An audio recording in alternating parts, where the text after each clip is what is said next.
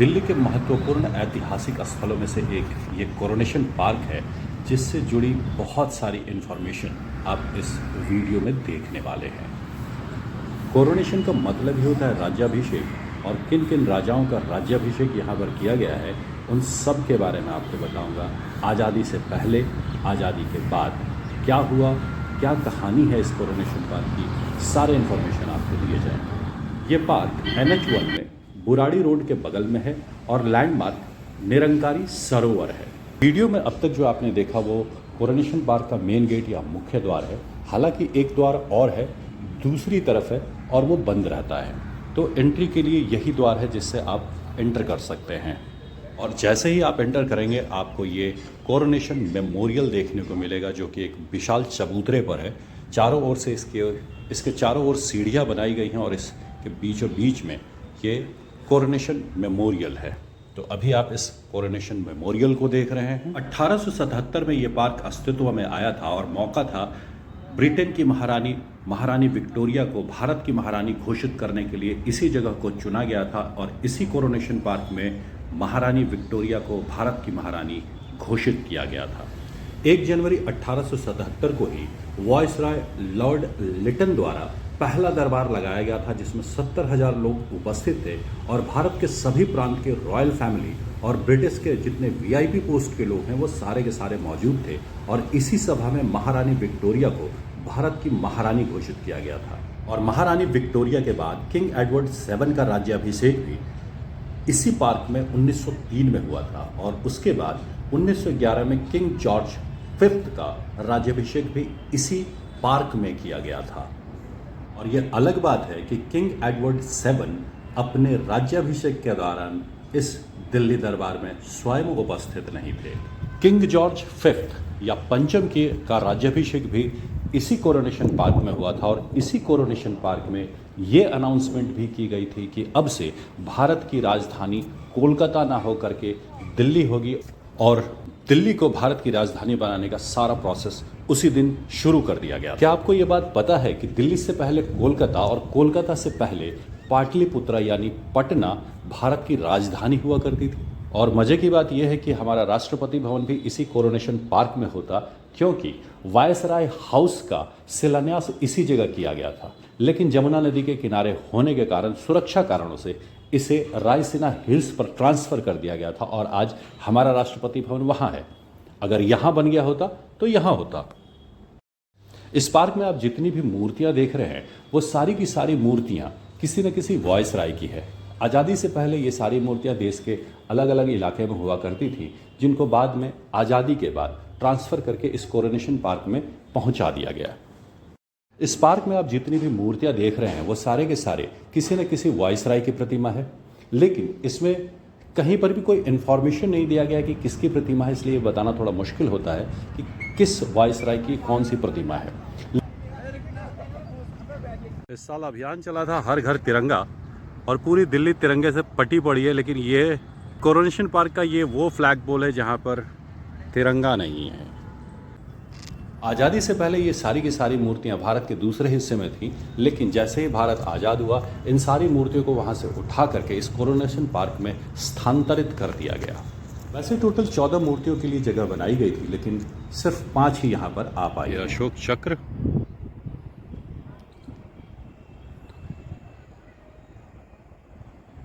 और दूसरी साइड एक और अशोक चक्र।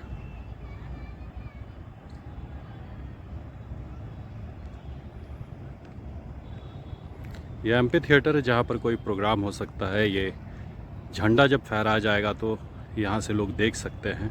और MP थिएटर के पीछे का व्यू ये है।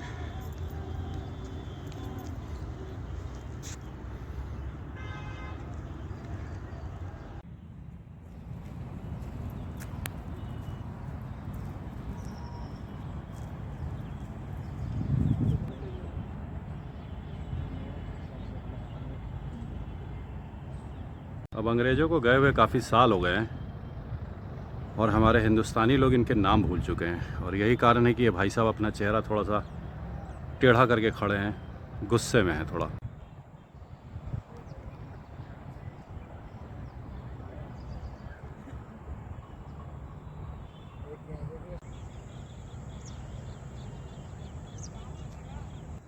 यही वो लोग हैं जिन्होंने हिंदुस्तान पर राज किया था, हमारे पूर्वजों पर राज किया था। और ये क्या क्या इसका नाक क्यों उड़ा दिया? बदला ले रहे क्या? मूर्ति से बदला?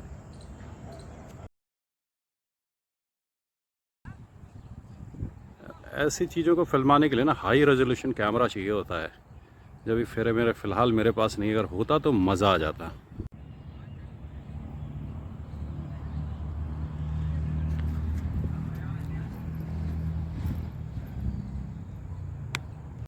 एक कपड़ा पहनता था या क्या पहनता था, शॉल चादर कंबल सब लपेट के बैठा रहता था।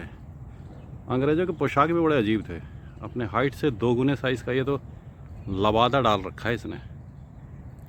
अंग्रेज़ों की बात अंग्रेज सी समझे। इस पार्क में सबसे ऊंची प्रतिमा ही किंग जॉर्ज पंचम की प्रतिमा है। ये वाली प्रतिमा, ये मूर्ति कोरोनेशन पार्क की सबसे ऊंची मूर्ति है और ये किंग जॉर्ज पंचम की मूर्ति है। इसी किंग जॉर्ज फिफ्थ की प्रतिमा है जिसने भारत की राजधानी कोलकाता से दिल्ली बनाया था। तो यही वो भाई साहब हैं जिनका राज्याभिषेक यहाँ पर किया गया था।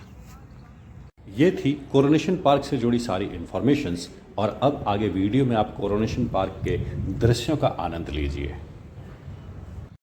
आर्किटेक्चर की ब्यूटी यहाँ पर देखने को मिलती है।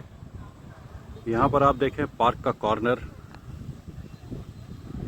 ये फर्श पर बना डिज़ाइन और ये सीढ़ियों का कॉर्नर, और बिल्कुल मैच कर जाता है इस पिलर के साथ, एकदम एक लकीर में। ये है असली आर्किटेक्चर। जिसने भी बनाया है कमाल की चीज़ बनाई है उसने, लाजवाब।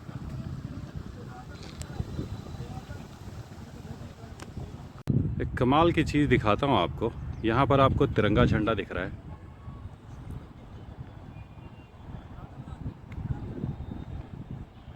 आप देखें इस कॉर्नर पे भी एक बड़ा तिरंगा झंडा है।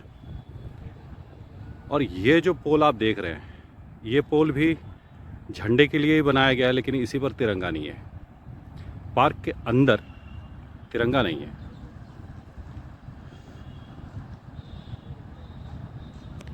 ये अलग चीज़ है कि तिरंगे का अशोक चक्र ज़रूर यहाँ पर है।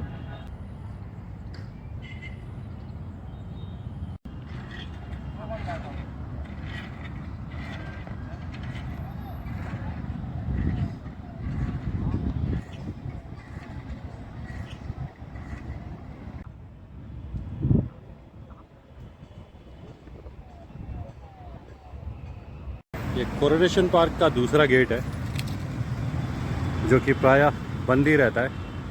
और यहाँ गेट से एंटर करते ही आपको दिखता है ये कोरोनेशन का स्तूप।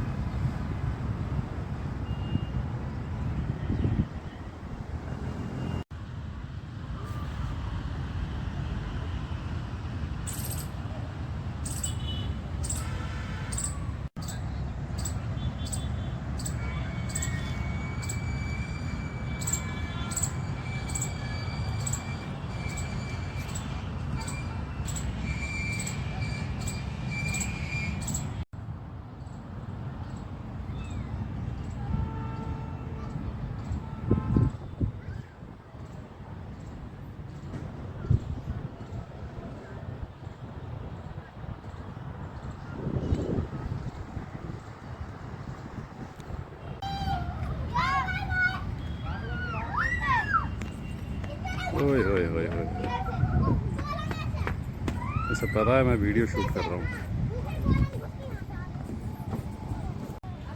तो ये वो झूला है जहाँ पर कभी कभी बड़े भी बच्चे बनते हैं, और बच्चे तो बच्चे हैं ही।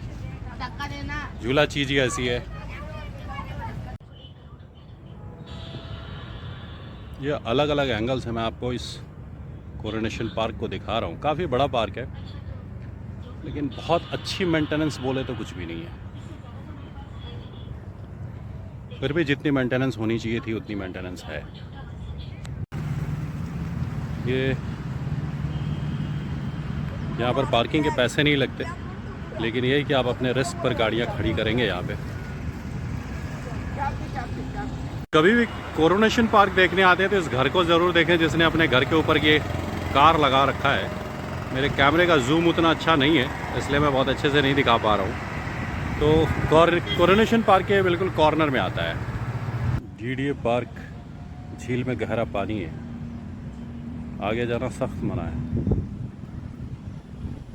पानी नहीं है भाई साहब, ये सूखाग्रस्त है।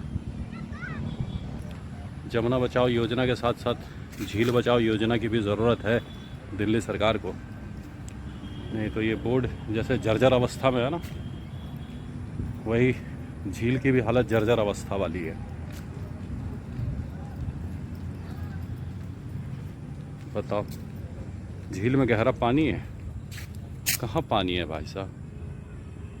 मेंढक और झिंगुर तक निकल के भाग चुके हैं इसमें से।